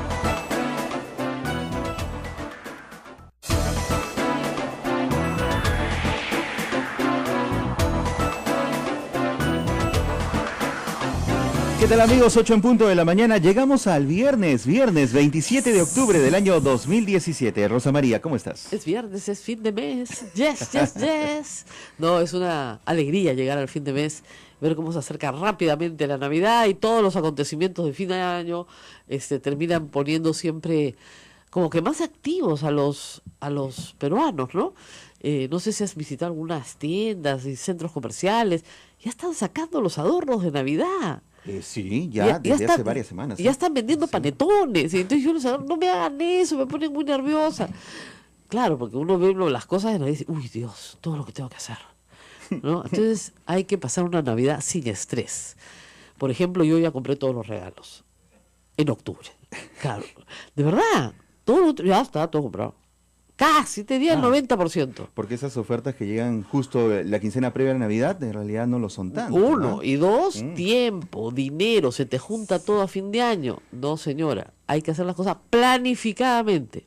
¿No es cierto? Como, por ejemplo, la visita del Papa. Todo se hace con mucha anticipación para que no termines como el censo, ¿no? Si no, su Navidad termina como el censo, pues señora, ¿no? O sea, usted le está dando el pavo a su familia el 26, ¿no? Porque no lo ha terminado de cocinar. Entonces, las cosas toman tiempo, toman dedicación, toman mucho trabajo. Y ayer estuve conversando, y voy a contarles un poco de eso antes de pasar a otros temas, sobre la preocupación de algunas personas, algunas con legítimo interés, y tiene que ser así, y otras más bien con cierta mezquindad, sobre los gastos que el Estado peruano va a hacer para la visita del Papa. El Estado peruano, en un decreto supremo, ha publicado una cifra de 37 millones de soles. Y en el mismo decreto supremo establece algunos rubros de gasto. Entonces mucha gente cree que el Estado peruano le va a dar 37 millones de soles a la iglesia para que se los gaste. Habiendo tanta necesidad, tantas cosas en que gastar, cómo es posible, etcétera. Entonces me he estado informando y fíjense, primera anotación que es bien importante y que tal vez esto calme los ánimos de los más escépticos, ¿no? No se le ha entregado un centavo a la conferencia episcopal ni a ningún obispo en particular, ni se les va a entregar. Nada, ni un centavo. La conferencia episcopal está haciendo su propia colecta para cubrir un montón de gastos que no van a cubrir ciertamente estos 37 millones. Entonces, ¿quién va a gastar esos 37 millones? Si no los va a gastar la Iglesia Católica. Bueno, los gasta el Ministerio de Relaciones Exteriores, la Cancillería peruana. A ver, ¿por qué? Porque la visita de el Papa Francisco para los católicos es la visita de nuestro líder espiritual, ¿no es cierto? Pero para el Estado peruano es la visita de un jefe de Estado. Así es. Entonces, la visita de un jefe de Estado que además el Estado peruano, de acuerdo a sus propias prioridades, intereses, ¿no es cierto?, puede, establecer el interés de que el Estado peruano, por ejemplo, obtenga una mayor recordación de marca Perú en el mundo. ¿Ok? Entonces, tienes 4 días del jefe de la Iglesia Católica en el Perú. Entonces, ¿qué vas a hacer? Bueno, una transmisión impecable. Entonces hay que hacer la transmisión la va a hacer el Estado peruano a través de TV Perú. Así es. Entonces se hace una sola señal. Entonces para hacer eso tienes que tener toda la producción de los 4 días del Papa con transmisión incluida y con transmisión a satélite incluida porque haces transmisión internacional y la pones a disposición del mundo entero porque a ti lo que te interesa como país es que se vea el Perú. Es que se vea la selva, que se vea Trujillo, que se vea Lima, que se vea los lugares a donde va el Papa. Entonces, el Estado peruano, a través de la Cancillería, ha dispuesto, por ejemplo, que se hagan 3 centros de prensa, porque prevé que va a venir mucho periodista extranjero, y en esos centros de prensa de muy alto estándar, alta calidad, se va a proveer al periodista extranjero no solamente de información religiosa, sino de información del Perú, que es lo que le interesa al Estado peruano. Entonces, Se van a construir 3 centros de prensa, uno en Trujillo, uno en Puerto Maldonado y uno en Lima. Puerto Maldonado nunca ha tenido pues un centro de prensa de alto nivel. Nuestro querido César González, que está en Radio Madre de Dios, no va a creer lo que, según me han dicho, va a ser la Cancillería. Entonces, 3 centros de prensa. Por ejemplo, pantallas gigantes para la transmisión, porque la idea es que no solamente las personas que están viendo ahí al Papa y los que están transmitiendo lo vean, sino que las pantallas gigantes reflejen, por supuesto, mucho mejor los eventos, los mega eventos. Ahora, esas pantallas gigantes, ¿se las lleva el Papa en su avión? No, pasan a ser todas de propiedad del Estado peruano y se quedan en TV Perú. Como todo lo que se compre para la transmisión, si se tienen que comprar cámaras nuevas, uniformes nuevos, lo que sea necesario, contratación de personal, etcétera. Entonces, hay un presupuesto que dicen que es la parte más grande de todo lo que es comunicaciones, ¿no? Que es toda la transmisión completa, 4 días en distintos puntos del Perú, con distintos equipos, satélite, flyaway, o sea, todo lo que tú necesitas para transmitir. Más la compra, como reitero, de las pantallas gigantes y su correcta utilización, el sonido, toda la parte del sonido que es importantísima. Todo eso ocurre a cargo de la Cancillería del Perú. ¿Por qué? Reitero, porque la Cancillería quiere que el Perú exhiba su imagen. O sea, el Papa puede venir y reunirse solo con nosotros, los peruanos, y estaríamos muy encantados los católicos de que así sea. Pero si el Estado peruano quiere que esto se transmita a nivel mundial, ese es el caso. Es una reducción al absurdo para decir, oye, ¿qué está pasando acá?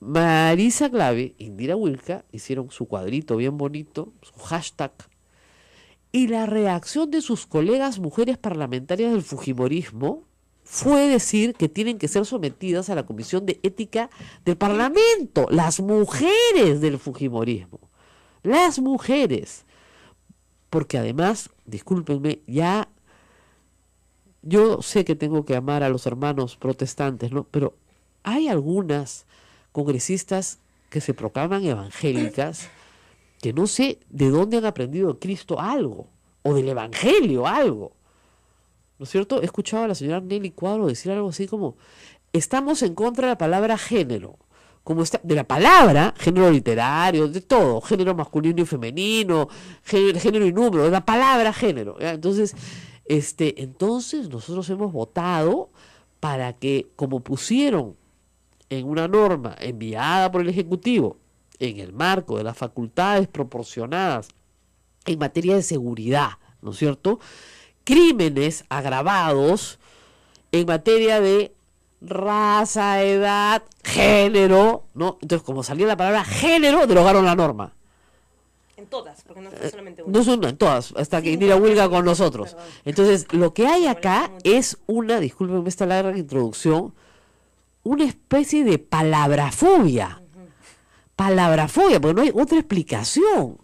De, lamentablemente, personas formadas en la religión que leen literalmente la Biblia. Literalmente leen el Antiguo Testamento siendo evangélicos, deberían leer todo lo nuevo, pero en fin, literalmente levítico. Entonces, su participación de las lecturas de la palabra sagrada son literales, cuando todos sabemos que no son literales. Entonces, desde esa experiencia, le dicen Perú, país de violadores, como leen literal, están diciendo todos son violadores.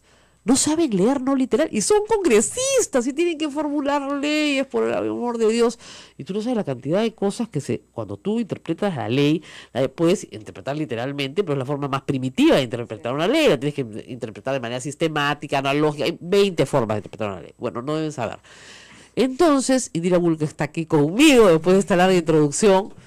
Bueno, me imagino que se debe haber quedado primero muy sorprendida de esta congresista que se llama Tamara, no es Tamar, y de la congresista Marisa García, que dice, sí, hay que mandarlas a ética, justamente la ex presidenta de la Comisión de la Mujer, pero más sorprendida de que el presidente de la Comisión de Ética dijo, sí, efectivamente, las vamos a llamar y las vamos a hacer proceso por decir Perú, país de violadores. Bueno, yo pensé que ya no podía sorprenderme más, pero efectivamente siempre hay algo con lo que uno puede sorprenderse y aprender, pero sí, ¿no? O sea, lo preocupante en todo caso de esto es qué tipo de capacidad, ¿no es cierto?, de reflexión tenemos en relación a los problemas públicos. Creo que ese es el problema de fondo. Más allá si es una palabra, una frase. El tema de fondo sigue siendo, ¿no es cierto?, esta situación terrible, ¿no es cierto?, que vivimos las mujeres en el país, que viven incluso de manera más trágica quienes son víctimas de situaciones tremendas de abuso como la violación sexual. ¿Y cuál es la respuesta que tienen frente a esa situación las autoridades? Y entonces el problema acá y lo más trágico es que quienes terminan siendo parte de estos debates o pseudo debates son autoridades. Son congresistas de la República, elegidas por el pueblo. Son gente que tiene y tendría el potencial enorme de poder hacer mucho más que simplemente comentar una frase en favor de las mujeres. Muy preocupada. Si tú dices Perú, país de campeones, ningún problema. Hoy día hay una caricatura muy buena de Carlín que dice Perú, país de chef. Bueno, yo no soy chef, sí, pero somos un país de chef. Perú, país de grandes cocineros. Caramba, por supuesto, me siento identificado. País, Perú. Y la respuesta de muchos hombres es, fíjense, si la prostitución fuera un problema tan extendido como es la violación, no me molestaría en nada, porque justamente pondríamos de manifiesto la situación grave de la explotación sexual. La prostitución no es ilegal en este país, digamos, o sea, mientras se ve en el marco de la... Pero digamos, podríamos decir Perú, país de trata de mujeres. Y yo no tendría a nadie se le ocurrió, menos mal, pero claro, la respuesta siempre es intentar agraviar nuevamente a las mujeres, ¿no es cierto?, que lo dicen. Pero digamos, más que agraviar, podría ser manifiesto un problema grave de política social y podríamos tratar de vencerlo. El punto no es que tú seas un violador, papito lindo, porque de repente no lo eres y seguramente no lo eres. El punto es que este año, para que lo tengan más o menos clarito, a octubre, o sea, ni siquiera terminado el añito, ya tenemos 17.000 mujeres que han denunciado. Agosto, me parece la cifra de la Fiscalía es agosto. O sea, más de 17.000 mujeres, ojo, que han denunciado. Porque ustedes saben que por cada mujer que denuncia es posible que hayan 10 que no denuncien. ¿Por qué no denuncian? Porque saben que no van a sacar nada. No, por supuesto. No, porque está legitimado totalmente, no solamente a nivel de la sociedad, sino a través del propio Estado, ¿no es cierto?, que un crimen de esta naturaleza, un delito de esta naturaleza, no tiene una sanción drástica. No. Entonces, esto es parte de lo que además refleja esta frase finalmente. Más allá de, como tú dices, efectivamente, hay quienes se sienten agredidos, tocados personalmente, lo que es una característica de nuestra sociedad, o sea, y acá nos incluimos a las todos. dos, a Marisa Glavin, vayan a la Comisión de Ética y los empapelan con cifras, a ver si no se les cae la cara de vergüenza. Ese es el tema, porque luego de las críticas que se han dado, por lo menos en redes sociales, nadie ha tocado el tema de fondo. Claro. Y se han preocupado por esta forma, nada más. No, solo por la forma. Nadie lo menciona. Claro, y lo preocupante nuevamente es que muchos de los que han, digamos, puesto esta discusión sobre la frase, sobre el hashtag, son personas, son muchos varones, la verdad, pero son personas que olvidan que, digamos, estos casos ocurren y que sobre estos casos, cuando pasan, no hay una reacción airada como la que ellos realizan. O sea, ¿dónde está la reacción airada?